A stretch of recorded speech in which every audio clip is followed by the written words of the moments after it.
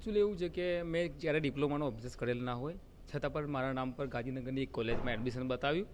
ત્યારબાદ મેં પોલીસ ફરિયાદ કરી, પરંતુ કોઈપણ પ્રકારની એફઆઈઆર દાખલ ના થઈ હોય તો મેં તાલુકા સોગત, જિલ્લા સોગત અને રાજ્ય સોગતમાં આખરે મારે જવું પડ્યું. એટલે માન્ય મુખ્યમંત્રી સાહેબની સૂચનાથી 26 તારીખના રોજ મારી એફઆઈઆર દાખલ કરવામાં આવી. તે બદલ સાહેબશ્રીનો ખૂબ ખૂબ આભાર માનું છું. અને જે લોકો ગુનેગારો છે એની વિરુદ્ધ ખરેખર એક કડક એક્શન લેવામાં આવે એ મીડિયાના માધ્યમથી હું અપીલ કરું છું. ઉચ્ચ અભ્યાસ કરવા માટે ગયો ત્યારે સ્કોલરશીપની જરૂર હોય, મેં સ્કોલરશીપ માટે ફોર્મ ભર્યું.